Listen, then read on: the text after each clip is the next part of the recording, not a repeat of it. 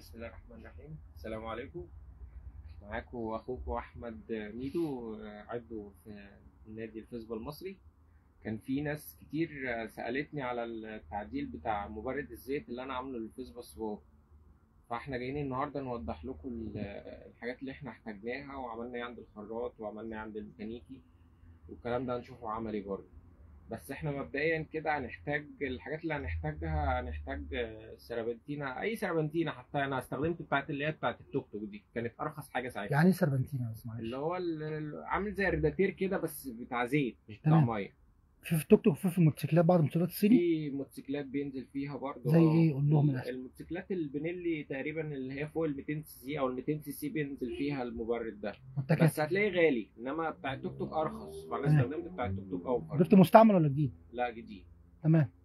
بس وهنحتاج خراطيم اللي هي بتاعت ضغط الزيت، بتاعت ضغط زيت عالي. بيجيبها من... قول للناس بيجيبها منين؟ دي ليها محلات مخصوصه. بتاعت ايه المحلات دي؟ طيب هي محلات خراطيم بس زي شارع الجمهوريه كده. هتلاقي في شارع الجمهوريه. بتتباع بالمتر ولا بالقطعه؟ بالمتر. تمام. على حسب القطعه اللي انت عايزها. انت محتاج انت استخدمت 2 متر بزياده يعني. مش كتير. تمام. يبقى كده سربنتين الزيت بتاع التوك توك او بتاع الموتوسيكل، و2 متر خرطوم اللي هو الضغط العالي ده. بس الباقي كله بقى هيبقى شغل خراطه وميكانيكا. طيب ايه الخراطه؟ الخراطه هتبقى في الوش اللي هو بتاع وش الزيت بتاع الموتور. في جنب هنا بيبقى دخول وخروج، احنا هناخد من الجنب اللي هو الخروج. بس هنعمل بقى ايه، هي الفكره في ان الخراط يعمل لك هنا الوز عشان تربط فيه حاجه تخرج الزيت منها، على اساس ان انت تربط فيها الخرطوم. يعني هنا في داخل وخارج.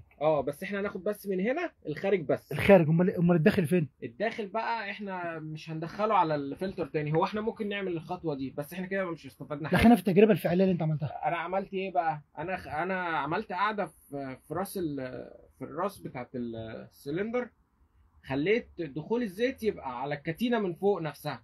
يعني عملت قاعده هنشوفها دلوقتي. دي في السلندر نفسه ولا في الراس بتاعت البوجيه؟ في الراس بتاعت البوجيه. تمام. الراس نفسها. تمام.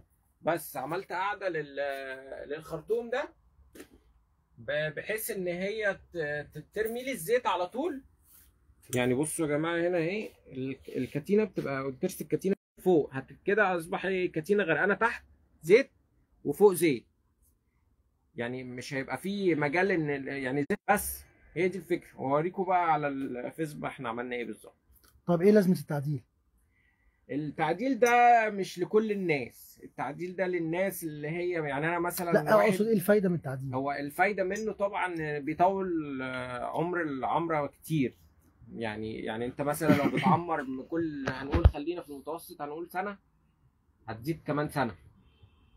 ده يا ريت كمان تكمل سنه يا ميدو، ده في بعض العمارات ما بتكملش 4-5 شهور للاسف يعني. لا لا لا، انا بعد التعديل ده انا داخل لي في السنه ونص اهو، ما عمرتش. يعني فتره كويسه جدا، حتى لو محتاجه عمره دلوقتي ولا حاجه. بس هي لا لسه، يعني لسه برضو يعني بتمشي محتاجه. ما بتدخنش يعني. لا لا، انا بس حصل معايا مشكله ان انا جلد الصبابات نشف. نشف. ده طبيعي، ده بيكشف على طول. في الدواره عندي ممكن تطلع دخن، انما في اول الدواره يعني. بس كده. انما ومش هعملها، يعني هي مش مؤثره معايا.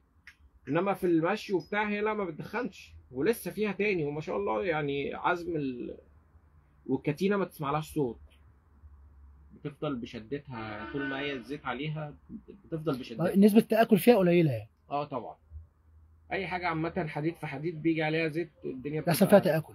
هاديه شويه. طيب نشوف الفيسبا. يلا بقى نشوفها.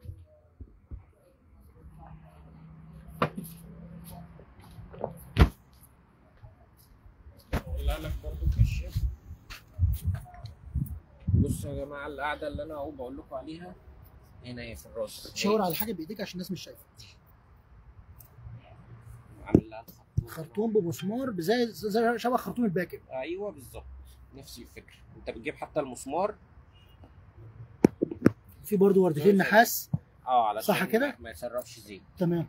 وهنا ده الداخل ولا ده ايه؟ ده اللي جاي من الخروج، ده الخروج. تمام. بس انا ملخبطهم هنا، مش مشكله. ماشي، حاول تشرح للناس بشكل مبسط. هو طبعا وايه ده، دي مروحه دي ولا ايه؟ دي مروحه، وفي حساس حراره هنا لو علاء يجيبه. حساس هنا حراره عشان المروحه ما تفضلش شغاله على طول، واحنا كده كده عندنا مشكله يعني في ده الكهرباء ترموستات والبطاريات. شبه زي الترموستات. الترموستات كده، لما بتوصل لدرجه معينه المروحه دي بتشتغل، ما تفضلش شغاله على طول. يعني كل ده اوتوماتيك، انت ما بتتدخلش في حاجه. طيب انا شايف هنا خرطوم واحد بس، فين التاني؟ التاني في الجنب التاني. تمام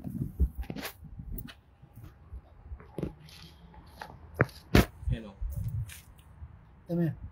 ده اللي وصل على ايه؟ على الفلتر، اللي هي وش الفلتر. ده وش الفلتر. تمام. وخلاص بترمي بقى على الراس بتاعت تمام. وايه المفتاح ده؟ ده المفتاح ده الفصل للكهرباء بتاعت المروحه والكلام ده. لو انت عايز فورس لو انت عايز تطفي خالص. فورس ستوب، يعني ايقاف اجباري. لو عندك اي مشكله في المروحه او في الكهرباء بتفصل منه. تمام. يبقى كده مكونه من جزئين، سربنتينه بتاع تبريد الزيت بتاع التوك توك، ومروحه. انت حاطط مروحه ثانيه كمان جوه؟ مروحه ثانيه من ورا. يعني معنى كده واحده جوه صغيره وواحده كبيره. هي لو واحده كبيره وخلاص يعني تقضي بالغرض.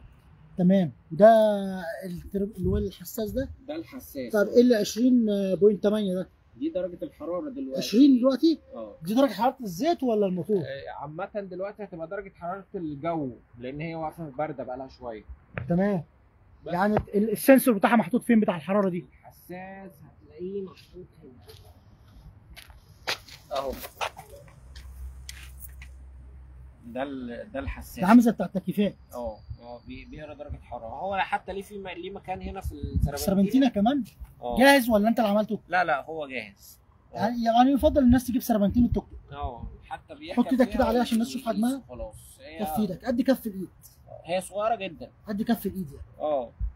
بس هنحتاج بقى نزود لها مثلا يعني قول 150 جرام 200 جرام زيت زياده تاني. دي معلومه مهمه دي. يعني بتحط كام كله؟ هنزود يعني هي بتاخد لها كيلو، هنحط لها يعني قول كيلو وربع. والزيت مفيش زيت زياده بينزل من؟ لا ولا الوسيات خطر على الوسيات ولا حاجه؟ لا خالص. اصل احنا زودنا مسارات الخراطيم والسربنتينه نفسها، فالكلام ده انا عبيته يعني خد له بتاع ربع كيلو. يعني هو اصلا المفروض الفابريكا 800 جرام صح كده؟ هي 800 مللي اسف. 850. كام؟ المفروض 850. 850. انت كده حطيت قد ايه؟ كيلو؟ بس احنا مفيش حد بيحط 850. خلينا انت كتجربه شخصيه حطيت كام؟ انا عامه بحط كيلو وربع. تمام. كيلو بس طبعا على التعديل او الكاستم الموديفايد اللي انت عملته. عشان اللي انا عامله ده، انما هو في العادي لا، الناس بتحط كيلو. تمام. طيب بالنسبه يعني انت كده اشتريت ايه الموضوع بشكل مختصر مره ثانيه؟ اشتريناه احنا ما كلفناش، احنا اشترينا سربنتينه وخرطومين بس. طيب هي كلفتك قد ايه من الفتره دي تقريبا يعني؟